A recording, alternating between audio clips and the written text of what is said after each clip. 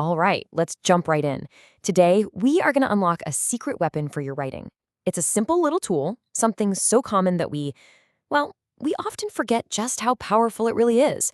So get ready to supercharge your sentences with a humble pronoun. So take a look at this sentence. The bird pecked the apple, and the bird ate the apple. I mean, it gets the job done, sure, but it feels kind of clunky, doesn't it? Yeah, exactly. The repetition of the bird and then the apple. It just makes the whole thing feel slow and a little awkward. It's like taking the long scenic route when there's a perfect shortcut just waiting for you. But what if I told you there's a simple fix for that? A way to make that sentence smoother, quicker, and honestly just more elegant. Well, it's time to introduce the hero we all need, the pronoun. And here's its whole job description, right here. A pronoun can be used instead of a noun. Its entire purpose in life is to jump in and save us from saying the same word over and over and over again. You could almost think of them as your writing's own efficiency experts. And wow, check out the difference this makes. Our sentence is totally transformed. The bird pecked the apple and ate it as he sat on a branch. See that? It just steps in for the apple, and he takes over for the bird. So much cleaner.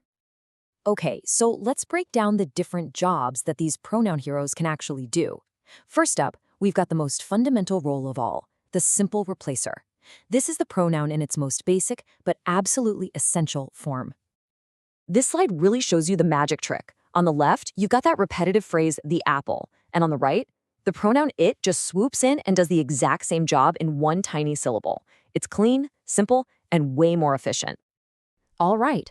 But pronouns are more than just stand-ins. Nope, they have other specialized skills. So let's look at their second major job, showing ownership. And it's really as simple as it sounds. Possessive pronouns tell you who or what owns a noun. They instantly answer that question. Hey, whose is this? Let's see it in action. The bird pecked his apple. You see, that one little word, his, tells us without a doubt that the apple belongs to the bird. It adds this whole new layer of meaning and connection, and with zero extra effort. And of course, his is just one member of a super useful team. You've also got her, our, your, their, its, and my. All of them are working to make your sentences way more precise by showing exactly who owns what. Okay, so pronouns can replace nouns, and they can show ownership. But wait. They have one more incredible trick up their sleeve. Their third job is to act as connectors that add extra vital information. Just like it says here, relative pronouns introduce more information about the noun.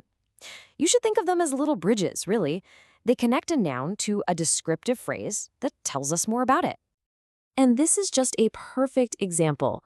The bird who sat on the branch. The word who doesn't just replace bird here, it actually links the bird to the detail that it's the one on the branch. It helps us pinpoint exactly which bird we're talking about. And here's the rest of the crew for this job. You've got who, whom, whose, which, and what. Each one of these helps you weave more complexity and more detail right into the flow of your sentences. Okay, we just flew through the 3 core functions of pronouns. So let's do a quick fire recap just to make sure those superpowers are locked in. So let's go back to our bird and the apple. Number 1, it replaces the apple to stop us from repeating ourselves. Number 2, his shows ownership of the apple. And number 3, who adds information about the bird. 3 different words, 3 totally different powerful jobs. So the big idea here, the main takeaway, is that mastering pronouns isn't just about memorizing rules for a test. It's about understanding how these tiny little words give you so much more control and style in your writing. It really is your grammar superpower. So let's boil it all down. Here are your 3 main tools. You've got basic pronouns to make your writing flow better. You've got possessive pronouns to make things clear. And you've got relative pronouns to add all that juicy detail. When you start using them consciously, your writing just instantly becomes more powerful. And that, right there, is the amazing power of the pronoun, a true workhorse of the English language. You know, it really makes you wonder, doesn't it? What other grammar superpowers are out there, just hiding in plain sight, waiting for us to discover them?